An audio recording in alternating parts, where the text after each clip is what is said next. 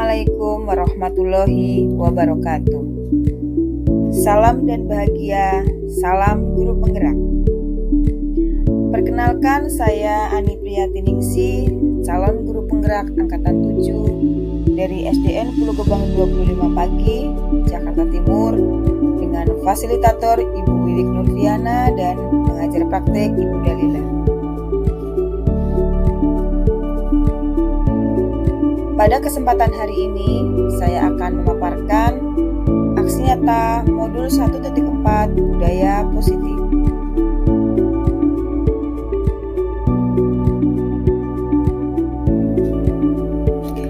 Aksi nyata budaya positif ini meliputi dua kegiatan. Yang pertama adalah pembuatan keyakinan kelas bersama semua warga kelas, dan yang kedua adalah melakukan pengibasan budaya positif kepada rekan guru di SDN Pulau Gebang 25 Pagi, Cakung, Jakarta Timur. Latar belakang. Masuknya budaya asing tanpa filter yang sering ditiru murid merupakan salah satu dampak negatif kemajuan teknologi yang semakin pesat. Hal tersebut berpengaruh negatif terhadap karakter murid. Menanamkan kembali nilai-nilai karakter melalui penerapan budaya positif di sekolah merupakan salah satu cara yang tepat untuk mengatasi permasalahan ini. Budaya positif adalah nilai-nilai, keyakinan-keyakinan, dan kebiasaan-kebiasaan di sekolah yang berpihak pada murid agar dapat berkembang menjadi pribadi yang kritis, penuh hormat, dan bertanggung jawab. Hal ini sesuai dengan tujuan pendidikan menurut Ki Hajar Dewantara, yaitu menuntun anak dengan segala kodrat yang ada agar mereka mencapai keselamatan, kebahagiaan, baik sebagai manusia maupun sebagai anggota masyarakat. Dalam menciptakan budaya positif di sekolah, dibutuhkan kolaborasi antara guru dengan kepala sekolah, rekan sejawat, orang tua, lingkungan masyarakat, dan tentunya dengan murid itu sendiri. Dengan diterapkannya budaya positif tersebut, diharapkan murid akan memiliki karakter yang kuat sesuai dengan nilai-nilai kebajikan yang tercermin dalam profil pelajar Pancasila. Tujuan aksi nyata. Yang pertama, terciptanya budaya disiplin positif pada murid melalui penerapan keyakinan kelas yang telah disepakati atas kesadaran dirinya dengan penuh tanggung jawab dan tanpa tekanan.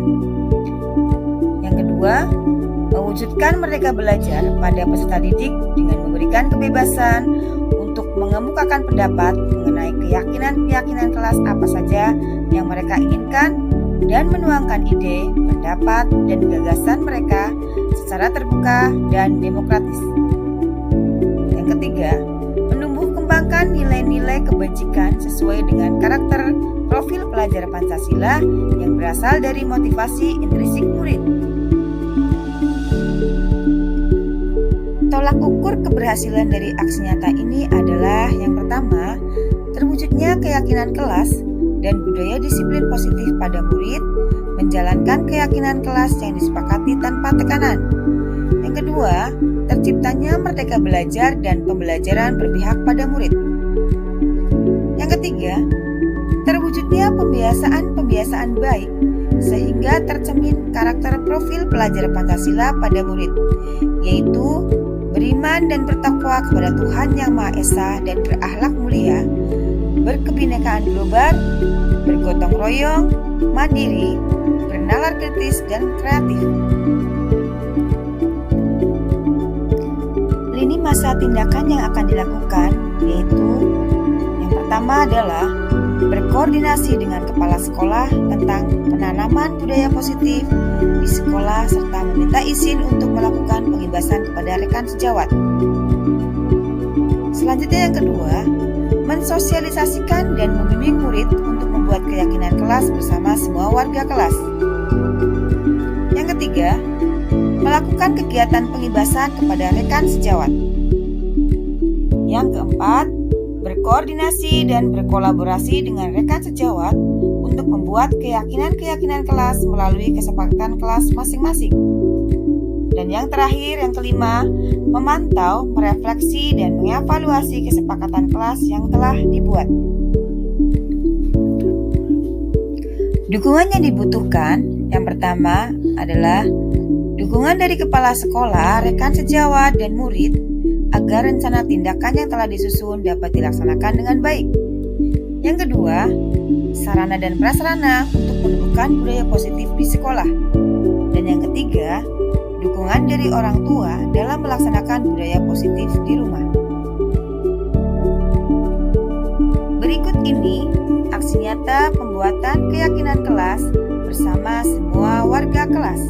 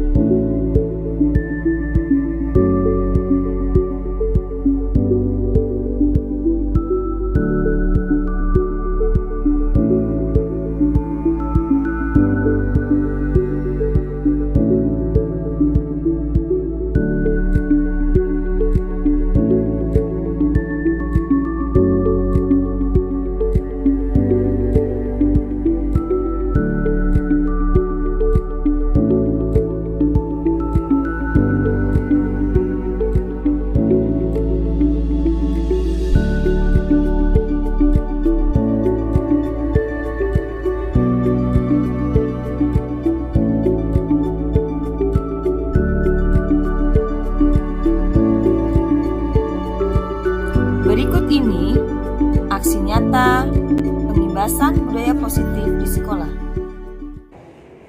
Bismillahirrahmanirrahim. Assalamualaikum warahmatullahi wabarakatuh. Waalaikumsalam warahmatullahi wabarakatuh.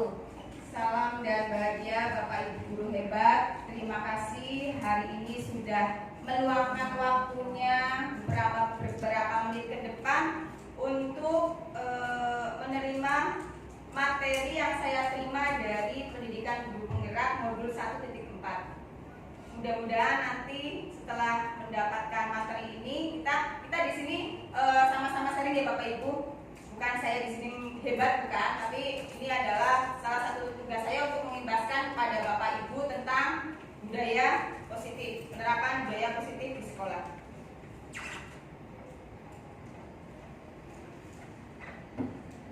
Ini adalah materi yang akan saya sampaikan, yaitu perubahan paradigma belajar, disiplin positif, kemudian motivasi perilaku manusia, kebutuhan dasar, posisi kontrol restitusi, keyakinan kelas, dan segitiga restitusi. Baik, sebelum saya masuk ke materi, izinkan saya bertanya kepada Bapak Ibu mengenai materi yang akan disampaikan. Menurut Bapak Ibu dengan pernyataan ini apakah setuju jika hukuman dapat mendisiplinkan anak? Setuju. Oke. Yang kedua, pemberian hukuman dengan hal positif seperti membaca atau membersihkan halaman sekolah dapat meningkatkan disiplin anak. Setuju Bapak Ibu? Oke. Yang ketiga, memberi penghargaan anak dapat meningkatkan motivasi belajar anak. Berarti semua setuju dengan tiga pernyataan tersebut ya Bapak Ibu. Baik, nanti kita simpan dulu apakah sudah sesuai dengan pemikiran filosofi KHD. Ya. Mengingatkan kembali bahwa menurut KHD Ki Hajar Dewantara, pendidikan itu adalah tujuannya untuk menuntun segala kodrat yang ada pada anak-anak agar mereka dapat mencapai keselamatan dan kebahagiaan yang setinggi-tingginya, baik sebagai manusia maupun sebagai anggota masyarakat. Perlu digarisbawahi di sini ada kata-kata menuntun. Jadi bukan menuntun ya Bapak Ibu, bukan menuntut. Bukan menuntut ya. Menuntun. Jadi menuntun. Apa yang dituntun? Segala kodrat yang ada pada anak-anak. Jadi anak itu bukan tabula rasa, bukan kertas kosong. Jadi mereka lahir bukan kertas kosong. Mereka itu ibarat kata kertas yang udah ada tulisannya tapi masih samar-samar. Tugas kita adalah menebalkan garis yang samar-samar itu yang sisi positif Itu adalah tugas kita sebagai seorang pendidik. Pendidik itu menurut Ki Hajar Dewantara itu diibaratkan sebagai petani atau tukang kebun. Sebagai petani atau tukang kebun. Jadi petaninya itu adalah pendidik itu sendiri atau guru, sedangkan tempat bercocok tanamnya itu adalah sekolahan, ya. Kemudian benihnya adalah siswa. Jadi ketika kita ingin menanam benih padi, yang tumbuh kira-kira apa Bapak Ibu? Benih padi, gak mungkin jagung, ya. Nah, disitulah tugas kita menuntun peserta didik kita sesuai dengan kodratnya, yang ada pada kodratnya. Jadi memperbaiki lakunya, tumbuh kekuatan kodrat anak-anak sampai mereka mencapai keselamatan dan kebahagiaan. Nah, sesuai dengan materi kita adalah budaya positif. Apa itu budaya positif Bapak Ibu? Menurut Bapak Ibu budaya positif apa itu? Budaya mendukung perkembangan anak sesuai kodratnya. Yang lain? Pembiasaan yang baik, ya, pembiasaan yang baik, ya. Jadi budaya positif adalah nilai-nilai kebiasaan di sekolah yang berpihak pada peserta didik agar mereka dapat berkembang menjadi pribadi yang kritis, penuh hormat dan bertanggung jawab. Alhamdulillah di SDN Pulau Gebang 25 pagi ini sudah beberapa budaya positif yang sudah dilaksanakan. Di antaranya adalah setiap Senin sampai Jumat kita melaksanakan tadarus. Kemudian sholat berjamaah. Setiap Senin kita melaksanakan upacara bendera. Itu adalah salah satu budaya positif yang sudah ada di SDN Pulau Gebang 25. Materi selanjutnya adalah perubahan paradigma belajar. Jadi untuk membangun budaya positif tentunya kita perlu menyediakan lingkungan yang positif juga, lingkungan yang aman dan nyaman agar murid-murid mampu berpikir, bertindak dan mencipta dengan merdeka, mandiri dan bertanggung jawab. Pada umumnya budaya positif ini dikaitkan dengan disiplin. Disiplin itu dikaitkan dengan kontrol. Kontrol apa? Kontrol guru menghadapi murid. Baik, sekarang saya minta kepada Bapak Ibu guru untuk membayangkan Bapak Ibu itu punya sesuatu yang sangat berarti, yang sangat penting. Kemudian Ibu pegang erat-erat, Bapak Ibu pegang erat-erat di tangan. Bayangkan itu apa, terserah Bapak Ibu yang menurut Bapak Ibu itu sangat penting. Nah, ketika ada seseorang ingin membukanya, misalnya dibujuk, Butika, awas loh kalau nggak dibuka misalnya, atau mungkin dibujuk dengan uang, Pak Budi saya kasih uang 100 juta. Nah, apakah mau membukanya? Tidak. Kenapa? Kan ini sangat penting. Oh, sangat penting. Sangat pentingnya apa, Bu Tari? Untuk kepentingan kita pribadi nggak boleh orang tahu. Oh gitu. Baik. Jadi kesimpulannya bahwa yang bisa mengontrol kita itu adalah diri kita sendiri. Jadi kita gak bisa mengontrol orang lain, hanya diri kita yang bisa mengontrol diri kita sendiri. Jadi yang berhak membuka atau menutup kepala tangan kita itu adalah bergantung diri kita masing-masing. Kalau mungkin tadi misalnya Pak Budi mungkin butuh karena ada kebutuhan dasar yang mendesak, walaupun ini berharga, pasti akan dilepaskan sama Pak Budi karena diiming-iming uang tadi misalkan. Jadi tergantung dari kebutuhan dasar manusia. Menurut Dr. William Glasser ada perubahan paradigma tentang teori kontrol. Jadi banyak yang miskonsepsi tentang makna kontrol.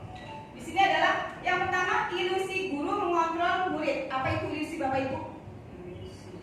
Ilusi itu adalah sesuatu yang diharapkan tapi tidak terjadi. Jadi ilusi guru mengontrol murid. Sebenarnya kita tidak bisa mengontrol murid karena murid itu bisa mengontrol dirinya sendiri. Bahwa kita tidak bisa mengontrol orang lain pun tidak bisa mengontrol diri kita. Sama halnya dengan murid, kita tidak bisa mengontrol murid. Yang bisa mengontrol murid adalah diri mereka sendiri, tergantung dari perilaku dan kebiasaan mereka sesuai dengan kebutuhan dasarnya. Yang kedua adalah ilusi bahwa kritik dan membuat orang merasa bersalah dapat menguatkan karakter. Saya sendiri sering mengkritik anak-anak, tetapi ternyata itu adalah tidak sesuai. Karena dengan mengkritik anak-anak dengan harapan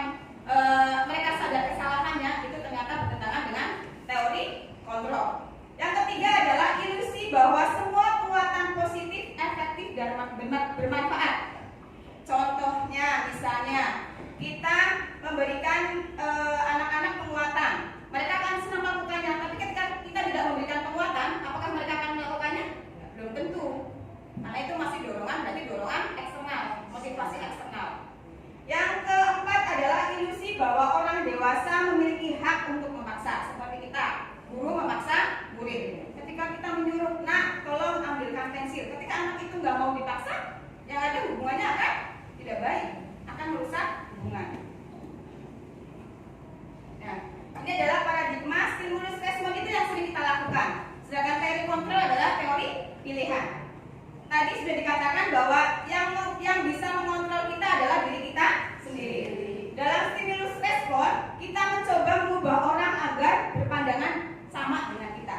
Tapi dalam teori kontrol, kita harus berusaha memahami pandangan orang lain tentang dunia. Jadi kita juga harus memahami tentang kebutuhan anak. Gak bisa anak dituntut seperti A, B, C, gak bisa. Yang kedua adalah perilaku buruk dilihat sebagai suatu kesalahan. Kalau anak sudah berbuat salah pasti sudah ditandain ya. Gitu. Sedangkan kalau dalam teori kontrol, semua perilaku memiliki tujuan. Jadi semua anak bertindak pasti memiliki tujuan. Ada alasan di balik itu semua. Orang lain bisa mengontrol saya, hanya kita yang bisa mengontrol diri kita sendiri. Saya bisa mengontrol orang lain, tidak bisa. Kita tidak bisa mengontrol orang lain. Kemudian pemaksaan ada pada saat bujukan gagal. Jadi kalau kita udah membujuk, ternyata udah diiming-imingi, ternyata nggak bisa, kita dipaksa. Nah, itu adalah teori stimulus respon. Teori kontrolnya adalah kolaborasi dan konsensus menciptakan pilihan-pilihan baru. Jadi ada kolaborasi, ada komunikasi dengan siswa, ada kesepakatan yang menciptakan pilihan-pilihan baru. Jadi di sini nanti ada model berpikir menang-menang, sama-sama menemukan solusi, anak senang, guru juga senang, bukan berpikir menang kalah. Nah, apa itu disiplin Bapak Ibu? Disiplin. Kira-kira disiplin apa menurut Bapak Ibu? Aturan ya. Aturan. Aturan yang positif. Baik. Jadi disiplin menurut Ibu Peti tadi aturan yang positif. Oke, kita lihat. Nah, disiplin itu berasal dari bahasa Latin yang artinya belajar. Jadi lebih berkonotasi ke disiplin diri dari murid-murid. Disiplin diri ini membuat orang menggali potensinya menuju sebuah tujuan dengan apa yang dia hargai. Namun seperti yang tadi Bu Peti sampaikan bahwa disiplin itu ternyata lebih mengarah aturan ya Bu Peti ya. Ya. Segala sesuatu yang dilakukan seseorang pada orang lain untuk mendapatkan kepatuhan itu adalah yang tidak tepat. Ya. Karena kecenderungannya itu tadi disiplin itu hubungannya dengan ketidaknyamanan, bukan dengan apa yang kita hargai atau pencapaian suatu tujuan mulia. Nah, Ki Hajar Dewantara menyatakan bahwa untuk mencapai kemerdekaan atau dalam konteks pendidikan kita saat ini, untuk menciptakan murid yang merdeka, syarat utamanya adalah harus ada disiplin yang kuat pada diri siswa. Disiplin diri yang dimaksud ini adalah disiplin diri yang termotivasi dari internal, bukan dari eksternal, bukan dari luar. Jadi motivasi intrinsik, bukan ekstrinsik ya. Jika kita tidak memiliki motivasi internal, maka kita memerlukan pihak lain untuk mendisiplinkan kita atau motivasi eksternal, berasal dari luar, bukan dari dalam diri kita sendiri. Nah, seperti yang tadi dalam teori kontrol bahwa kita tidak bisa mengontrol orang lain, demikian juga orang lain tidak bisa mengontrol diri kita. Nah, makna disiplin ini hubungannya dengan kontrol diri sendiri, yaitu kemampuan memerintah diri sendiri dalam mengontrol dan menguasai diri untuk memilih tindakan yang mengacu pada nilai-nilai yang kita hargai dengan penuh tanggung jawab tanpa terperintah oleh orang lain. Jadi memerintah diri sendiri dengan tanggung jawab tanpa terperintah oleh orang lain. Nah, maksud dari nilai-nilai tadi adalah nilai-nilai yang sudah diterapkan dalam kurikulum Merdeka, yaitu nilai-nilai apa? Nilai-nilai kebajikan profil pelajar Pancasila. Apa saja Bapak Ibu? Beriman, bertakwa kepada Tuhan Yang Maha Esa dan berakhlak mulia, berkebinekaan global, bergotong royong, kreatif, mandiri, dan percaya kritis. Ini adalah materi selanjutnya itu tentang motivasi, hukuman, dan penghargaan serta restitusi. Ya. Tadi dalam teori kontrol disebutkan bahwa semua perilaku memiliki tujuan. Menurut Dian Gosen bahwa teori motivasi perilaku manusia itu dibagi menjadi 3. Yang pertama adalah untuk menghindari ketidaknyamanan atau hukuman. Biasanya dia akan bertanya pada diri sendiri, apa yang terjadi ketika saya tidak melakukannya? Kemudian yang kedua adalah untuk mendapatkan imbalan dari orang lain atau instansi. Biasanya mereka akan bertanya, apa yang akan saya dapatkan apabila saya melakukannya? Yang ketiga, untuk menghargai diri sendiri. Mereka akan bertanya, saya akan menjadi seperti apa, orang seperti apa apabila saya melakukannya. Teori yang pertama adalah teori yang tingkatan paling rendah. Teori 1 dan 2 itu masih motivasi eksternal atau motivasi dari luar. Sebagai contoh, misalnya Pak Budi datang pagi-pagi ke sekolah. Kira-kira motivasinya itu apakah ingin mendapatkan imbalan dari institusi atau apakah ingin mendapatkan penghargaan dari kepala sekolah atau memang ingin menghargai diri sendiri? Ya. Yang pasti tujuan kita untuk disiplin positif adalah motivasi yang ketiga yang berasal dari diri sendiri. Saya misalkan datang lebih pagi, kenapa? Misalkan karena ingin menghargai diri sendiri. Dengan datang lebih tepat, istilahnya kita berarti memberikan teladan kepada Diri sendiri. pada anak didik kita, ya. Karena istilah kata guru itu digugul dan ditiru, kurang lebihnya seperti itu. Ini adalah pengertian motivasi, hukuman, konsekuensi, dan restitusi. Motivasi tadi adalah yang berasal dari diri sendiri. Dia dengan tujuan menghargai diri sendiri sebagai tujuan disiplin positif. Sedangkan hukuman itu bersifat satu arah dan dilakukan tanpa suatu kesepakatan atau pengarahan dari guru atau sekolah. Misalkan ada anak terlambat, kamu terlambat, coba kamu lari lapangan 3 kali. Itu adalah tidak ada kesepakatan. Jadi anak tidak diberi kesempatan. Alasannya kenapa? Tiba-tiba terlambat langsung disuruh lari lapangan 3 kali. Itu adalah hukuman. Kemudian konsekuensi biasanya bersifat 2 arah atau terencana, sudah disepakati. Biasanya ini adalah acuannya frekuensi. Misalkan anak tidak mengerjakan PR 3 kali. Nah, biasanya disuruh mengerjakan di luar kelas atau mungkin pada saat jam istirahat. Itu adalah konsekuensi. Yang terakhir adalah tujuan dari disiplin positif, restitusi. Proses menciptakan kondisi bagi murid untuk memperbaiki kesalahan mereka sehingga mereka bisa kembali pada kelompok mereka dengan karakter yang lebih kuat. Ini nanti akan dibahas lagi di materi paling terakhir. Nah, ini adalah hukuman atau konsekuensi. Coba Bapak Ibu, di situ ada tindakan guru mencatat 100 kali dalam buku kalimat saya tidak akan terlambat tadi karena terlambat ke sekolah. Kira-kira hukuman atau konsekuensi? Hukuman. Lari mengelilingi lapangan basket 2 kali karena terlambat hadir di sekolah. Hukuman.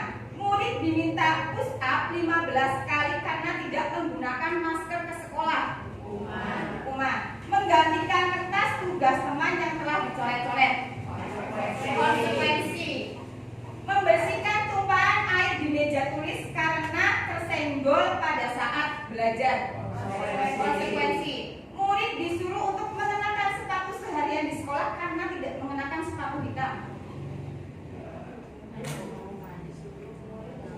Suruh tidak mengenakan surat itu mungkin kurang.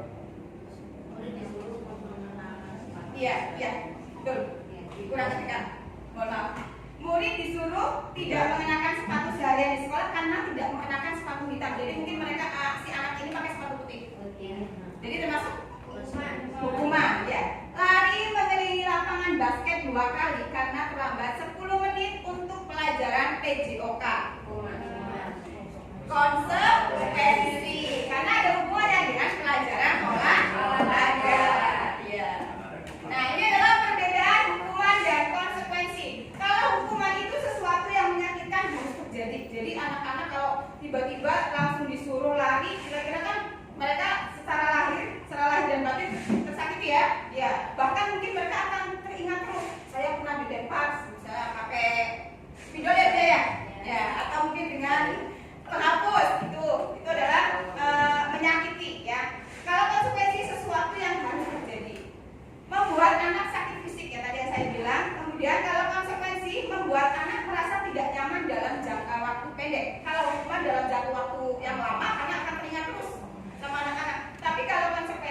hanya dalam jangka waktu pendek. Anak akan membenci kedisiplinan, itu adalah hukuman. Jadi karena sering dihukum, jadi mereka benci dengan kedisiplinan. Kemudian konsekuensi, anak akan menghargai disiplin. Hukuman itu paksaan, kalau konsekuensi adalah stimulus, tanggapan atau respon. Mendorong anak menyakiti diri sendiri itu adalah hukuman. Kalau konsekuensi, mendorong anak agar mudah menyesuaikan diri. Hukuman adalah konsep diri yang buruk, sedangkan konsekuensi adalah konsep diri yang baik. Dari hukuman, anak akan belajar menyembunyikan kesalahan. Ya, anak takut dihukum, akhirnya dia tidak jujur. Ya. Kalau konsekuensi, anak belajar untuk mematuhi peraturan. Hukuman itu akan membuat marah, rasa bersalah, dipermalukan, merasa tak dihargai. Sedangkan kalau konsekuensi, kehilangan hak, dibuat tidak nyaman, diasingkan untuk sementara. Contohnya tadi ketika kita mengerjakan PR, anak-anak mungkin akan disuruh mengerjakan di luar kelas, atau mereka akan kehilangan jam istirahatnya karena dipakai untuk mengerjakan PR. Nah, ini adalah identitas gagal dan identitas sukses. Kalau hukuman itu identitas yang gagal, sedangkan disiplin itu adalah konsekuensi dan restitusi itu adalah identitas sukses. Tadi sudah dijelaskan sesuatu yang terjadi itu adalah hukuman. Kemudian yang perlu diperhatikan di sini adalah restitusi. Dari hukuman konsekuensi tadi yang belum dibahas adalah restitusi. Kalau restitusi itu merupakan pilihan menguatkan untuk murid atau anak dalam jangka waktu yang panjang. Kemudian korban akan mendapatkan ganti. Murid atau anak akan mendapatkan penguatan. Kemudian masalahnya akan terpecahkan karena ada komunikasi. Murid belajar bertanggung jawab untuk perilakunya. Kemudian fokus pada pemecahan masalah dalam jangka waktu yang panjang. Nah, biasanya peraturan itu adalah kan, kalau hukuman itu peraturannya adalah kamu harus begini. Kalau dalam konsekuensi cukup ditanyakan apa peraturannya, nggak perlu panjang lebar apa peraturannya, mampukah kamu melakukannya. Tapi kalau restitusi ditanyakan apa yang kamu yakini, apakah kamu bisa melakukannya untuk memperbaiki masalahnya. Jadi kita komunikasi dengan anak. Kemudian hukuman itu murid akan membenci peraturan. Kalau konsekuensi, murid akan menghormati peraturan. Restitusi, murid dan anak, itu murid atau anak akan menghormati dirinya dan orang lain. Hukuman itu sifatnya identitas gagal atau negatif. Sedangkan identitas sukses itu kalau konsekuensi itu netral. Tapi kalau restitusi adalah positif. Ini yang akan kita tunjuk ke dalam restitusi untuk menumbuhkan disiplin positif atau budaya positif. Nah, menurut Ki Hajar Dewantara bahwa merdeka itu artinya tidak hanya terlepas dari perintah, akan tetapi juga cakap membuat memerintahkan dirinya sendiri. Dihukum oleh penghargaan. Jadi menurut Alfikon mengemukakan bahwa baik penghargaan maupun hukuman adalah cara-cara mengontrol perilaku seseorang yang menghancurkan potensi untuk pembelajaran yang sesungguhnya. Jadi menurut Alfikon itu baik penghargaan maupun hukuman itu adalah perilaku yang menghancurkan potensi untuk pembelajaran yang sesungguhnya. Secara ideal, tindakan belajar itu sendiri adalah penghargaan sesungguhnya. Bahwa penghargaan berlaku sama dengan hukuman, dalam arti meminta atau membujuk seseorang melakukan sesuatu untuk memenuhi suatu tujuan tertentu dari orang yang meminta atau membujuk. Itu dorongannya adalah eksternal. Jadi faktor ketergantungan. Boleh penghargaan, tapi misalkan Bapak Ibu ingin memberikan penghargaan, jangan disampaikan di depan. Karena pasti anak akan motivasinya bukan karena dari diri sendiri, tapi dari luar karena ingin mendapatkan penghargaan. Nah, ini dampak pemberian penghargaan, pengaruh jangka pendek dan jangka panjang. Jika penghargaan ini akan efektif jika jangka pendek, tapi kalau jangka panjang yang ada akan mematikan motivasi intrinsik anak. Karena ketika tidak dikasih penghargaan, dia akan ketagihan terus, ketergantungan.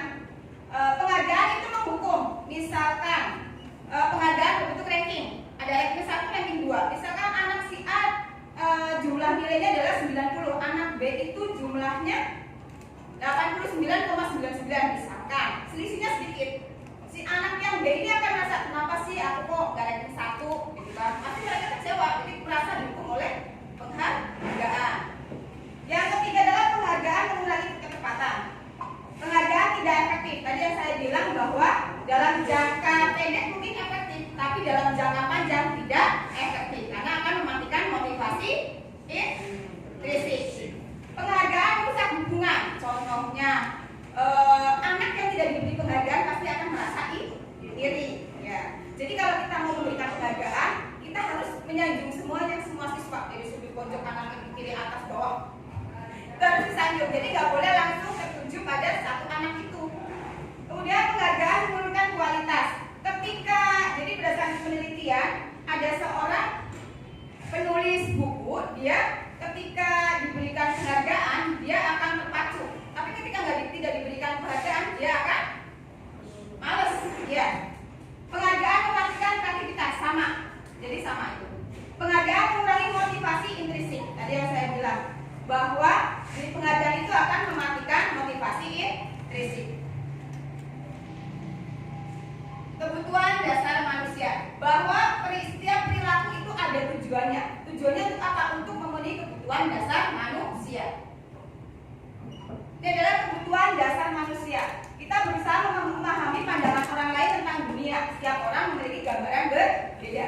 Ini adalah 5 kebutuhan dasar manusia. Yang pertama adalah bertahan hidup. Yang kedua adalah kasih sayang dan rasa diterima. Yang ketiga adalah penguasaan untuk diakui. Kemudian adalah kebebasan dan kesenangan. Nah, misalkan saya punya kasus, ibu Ani adalah guru kelas 6 di SDN Pulau Gebang 25 tadi. Dia sedang bingung, ada salah satu siswa itu yang berulah. Jadi beberapa anak itu sudah mengadu ke saya bahwa Fahri itu sering memaksa mengambil bekal temannya. Nah, kira-kira situasi seperti ini apa yang harus saya lakukan? Kira-kira apa alasan Fahri? Apa yang harus saya lakukan pertama?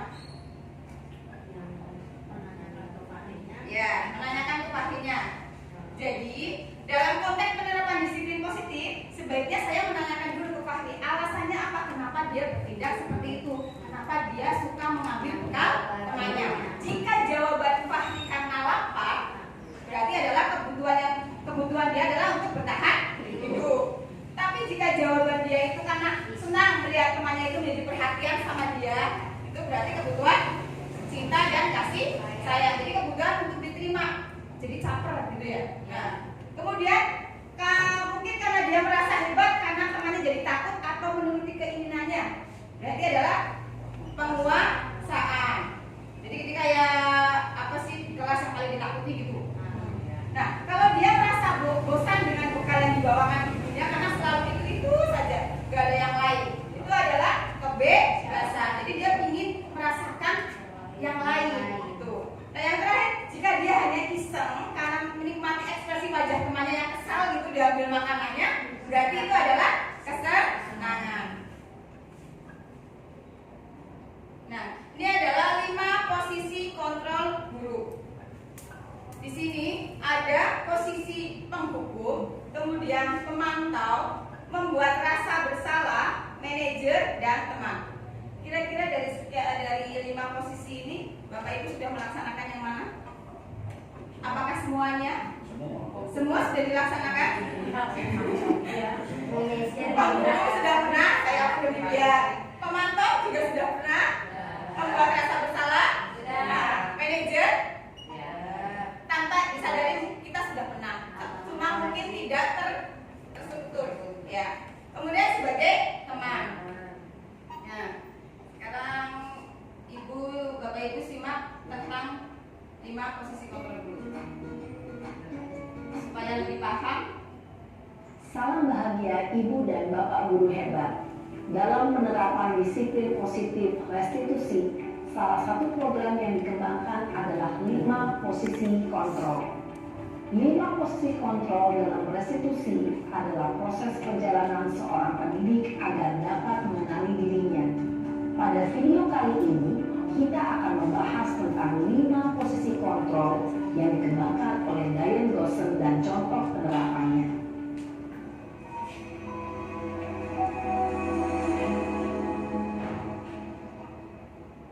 Lima posisi kontrol itu adalah: 1.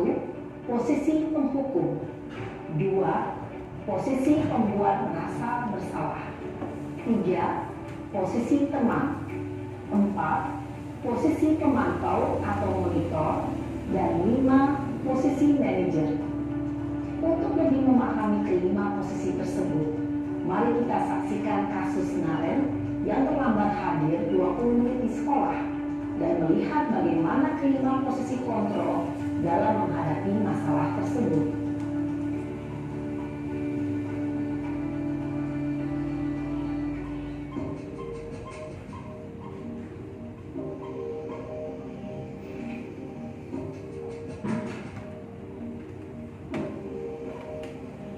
Naren! Sini kamu! Selamat pagi, Bu. Selalu terlambat. Kamu deh, pasti terlambat. Maaf, Bu. Saya Apa? Apa coba? Alasan kamu apa lagi? eh, Kapan sih kamu tidak terlambat? Malas sekali ya kamu jadi anak. saya Dasar pemalas. Gak kapok-kapok sih kamu. Sudah berapa kali terlambat?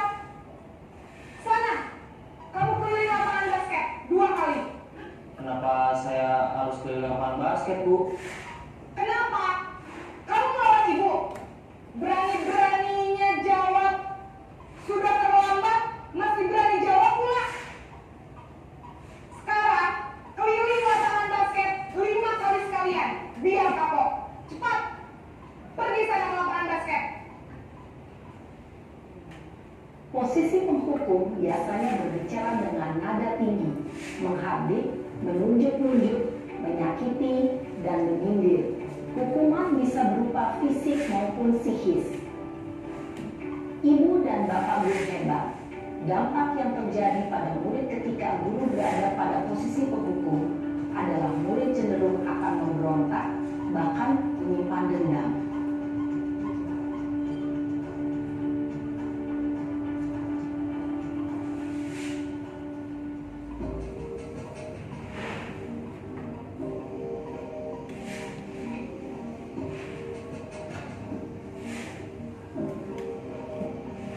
Naren!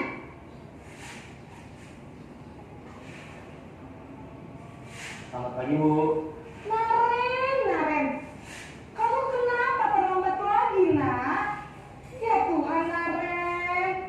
Kamu senang ya bikin ibu susah ya? Kalau kamu terlambat lagi, nanti ibu yang ditegur bapak kepala sekolah, nak. Disangka ibu tidak bisa membina kamu. Duh, gimana ini?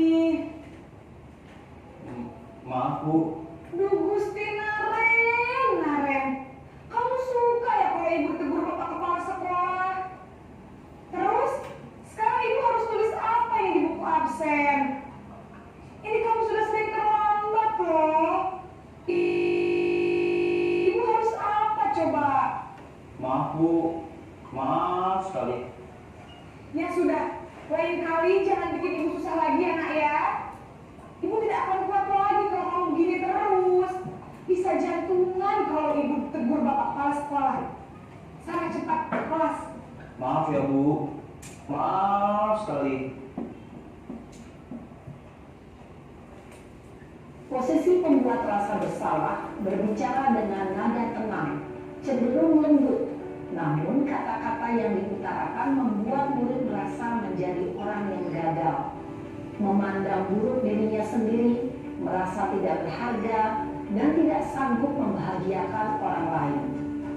Ketika guru mengambil posisi pembuat rasa bersalah, murid akan menganggap dirinya yang bersalah dan ia akan menyimpan emosi negatif tersebut di dalam dirinya.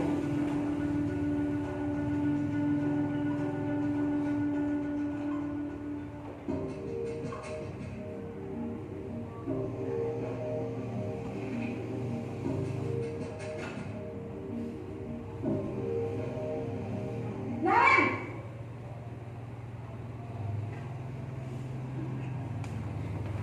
pagi Bu. Wah, sudah jam berapa ini nak? Terlambat lagi ya saya. Iya Bu, habis ibu saya lupa bangunkan saya Bu. Kamu malah menyalahkan ibu kamu. Kamu bukannya anak yang larinya paling kencang. Kok terlambat sih? Iya Bu, saya memang terlambat bangun tadi. Jadi biarpun saya lari kencang, tetap gak kekejar Bu. Ya sudah sana. Nanti lain kali larinya lebih kencang lagi ya. Biar gak terlambat lagi. Bikin senang ibu. Demi ibu. Bisa kan? Bisa Bu. Ya sudah sana masuk kelas. Ibu beresin urusan absen kamu. Kamu ini ada-ada saja. Dalam posisi teman, guru berbicara dengan nada suara ramah, akrab, cenderung bersenda gurau untuk menjaga suasana tetap santai. Murid akan merasa senang, aman, dan akrab dengan guru. Identitas yang tercipta adalah identitas sukses atau berhasil. Namun, perlu diingat, karena ini masih dorongan eksternal, maka ada faktor ketergantungan dari murid kepada orang tertentu. Di sini, guru absennya, sehingga di lain waktu, murid bisa berperilaku baik, namun hanya kepada orang-orang tertentu saja.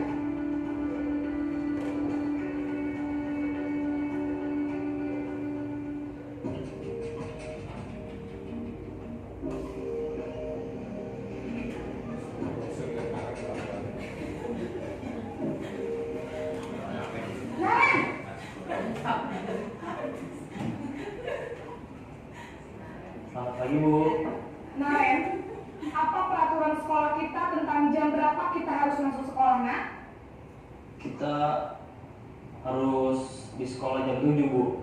Iya betul, sekarang sudah jam 7.20. Naren sudah tahu konsekuensinya jika terlambat hadir. Paham Bu, saya harus tinggal kelas pas jam istirahat selama 20 menit. Ya benar, konsekuensinya demikian.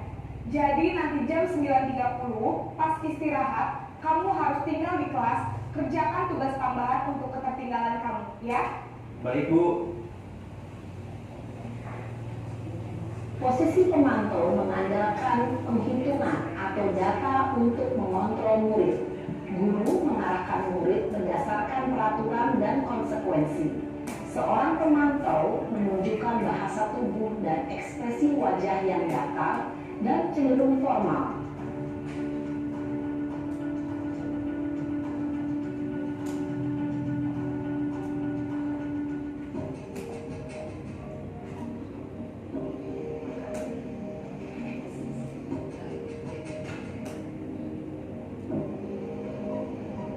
Naren!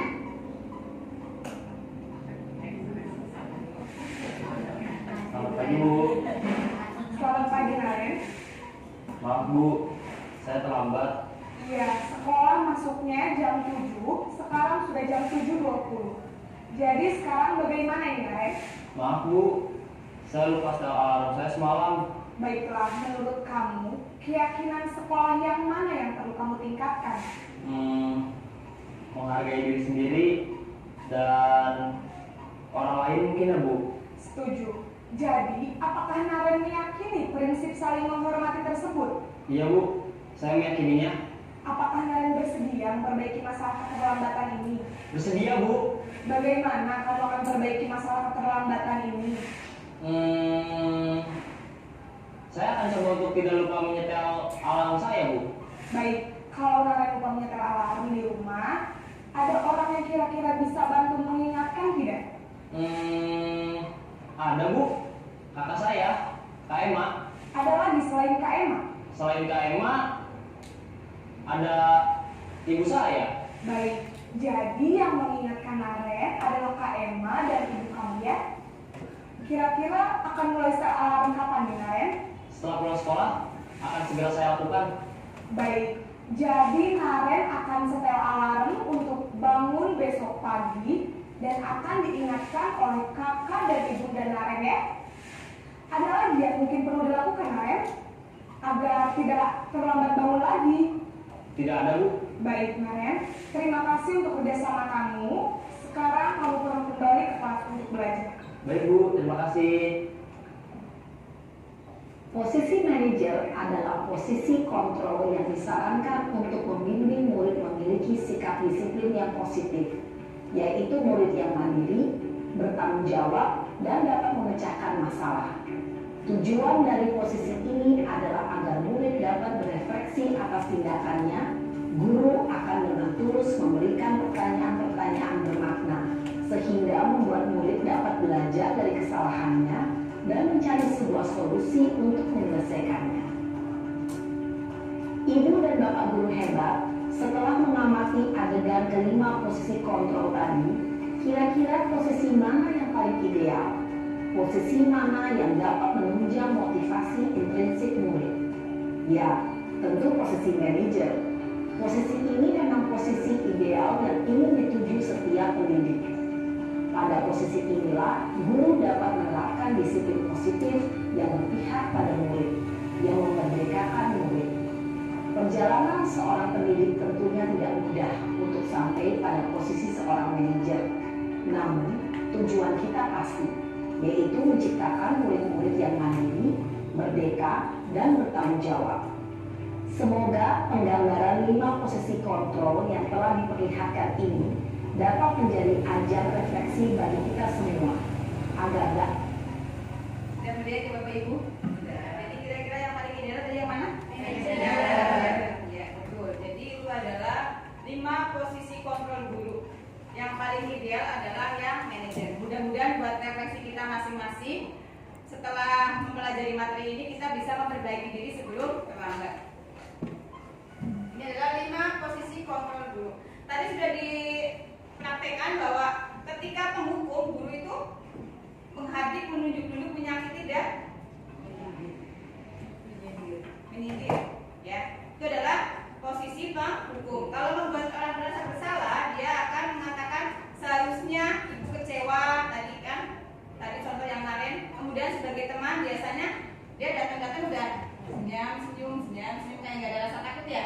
Ya, dia membuat alasan-alasan untuk muridnya. Kemudian sebagai teman tuh cukup menanyakan jam sekolah jam berapa masuknya. Jadi hanya memantau. Biasanya tadi adalah acuannya adalah tolak ukurnya adalah frekuensi. Yang terakhir adalah manajer. Jadi dia mengajukan pertanyaan-pertanyaan. Jadi siswa diberikan kesempatan untuk menjelaskan kenapa dia terlambat. Jadi tidak langsung di-cut. Ya, betul. Untuk penghukum, kalau kamu tidak melakukannya, awas ya, rasakan. Itu kayak mengancam ya. Sedangkan orang membuat rasa bersalah, kamu seharusnya kamu sudah tahu ibu lelah sekali. Kemudian bisa bilang ibu stres. Kadang-kadang dia pernah yang mengatakan seperti itu ya. Ya. Kemudian sebagai teman, ayolah lakukan demi ibu nak. Masa kamu tidak mau sih? Ingat ibu tidak pernah bantu, misalnya gitu. Kemudian pemantau itu adalah apa peraturannya. Jadi cukup menanyakan peraturannya. Biasanya sudah ada kesepakatan.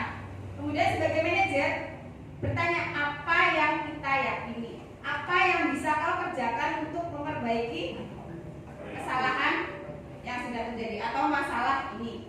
Sedangkan hasilnya kalau penghukum itu biasanya anak akan memberontak, menyalahkan orang lain, saling menyalahkan biasanya. Kemudian akan berbohong. Kalau membuat orang merasa bersalah, dia akan menyangkal, berbohong, menyembunyikan. Hampir sama ya, itu karena dua-duanya adalah antara penghukum dan membuat orang merasa bersalah itu adalah identitas gagal. Untuk yang teman, dia akan ketergantungan ketika tidak ada guru yang bantu dia menolong ketika ada masalah, dia jadi ketergantungan. Kemudian untuk pemantau, menyesuaikan diri bila diawasi. Misalnya anak-anak ketika ada kita mungkin akan diam, ya nurut. Tapi ketika sudah nggak ada, berisik lagi. Jadi ketika diawasi saja. Manajer ini adalah menguatkan pribadi. Kemudian kaitannya dengan dunia berkualitas. Apa itu dunia berkualitas? Jadi ruang dalam pikiran kita yang kita senangi. Jadi kalau dalam posisi penghukum, anak-anak akan meletakkan di luar dunia berkualitas karena tidak suka. Ya. Sedangkan memantau atau membuat orang merasa bersalah itu murid meletakkan dulu di dalam dunia berkualitas.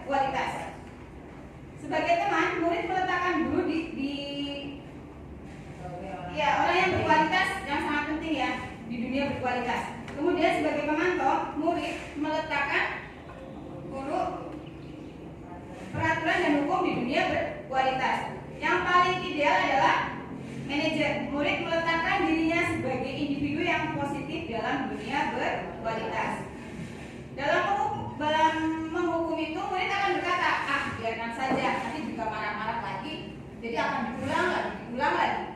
Kemudian dalam membuat orang merasa bersalah kan tadi, maaf, gitu kan, tadi ya, maafkan saya gitu. Sebagai teman, saya pikir Bapak Ibu teman saya, ternyata begitu. Jadi ya tadi, ketika tidak ada beranggapan, mereka itu berteman sama gurunya. Ketika tidak ditolong, mereka akan mengatakan seperti itu karena ada ketergantungan.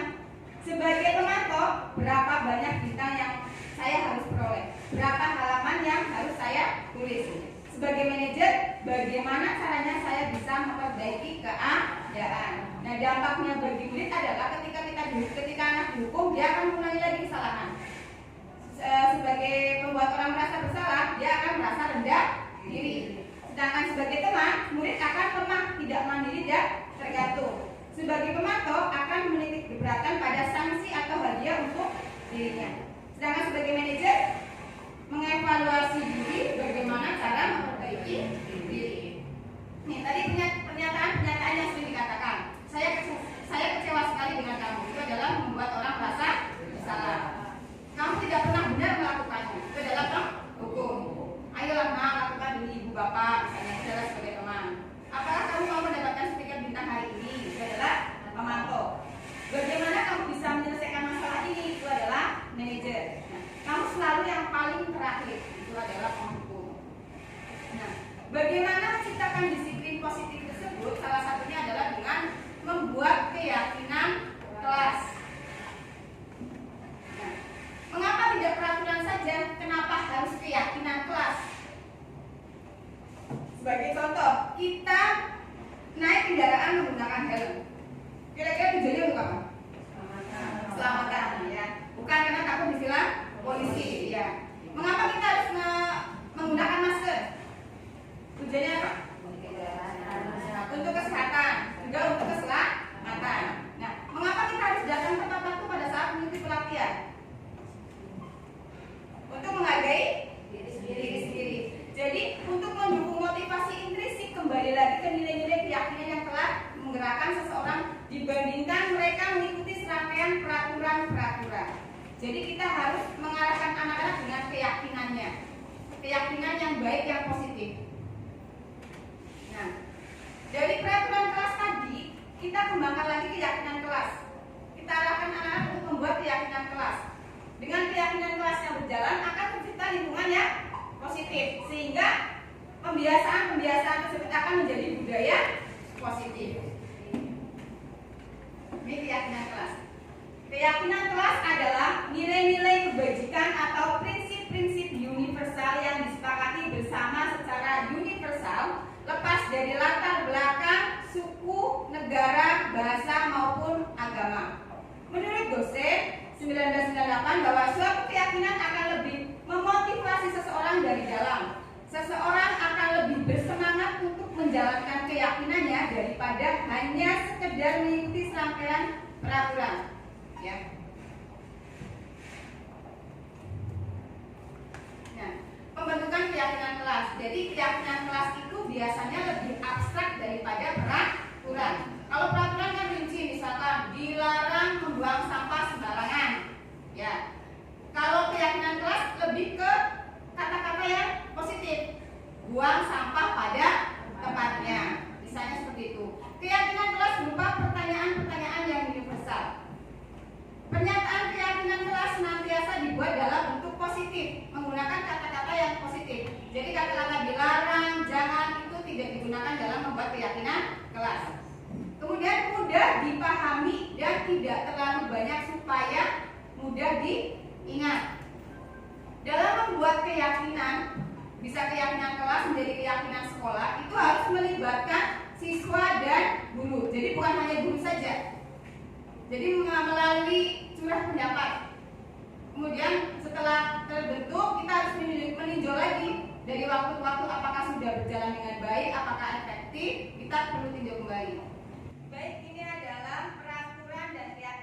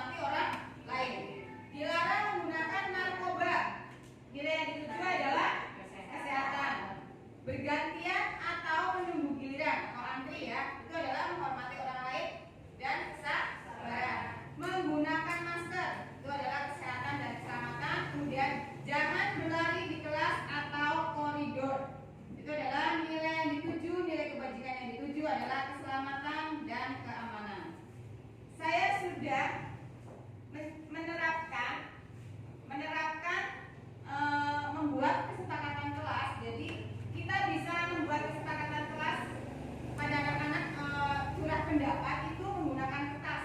Saya menggunakan kertas, kemudian anak-anak banyak yang mengisi. Mereka isiannya ada yang tidak mengata-ngatai orang tua, ada menghargai guru saat menjelaskan, ada. Jadi hampir satu anak bisa sampai 4 sampai 5 poin.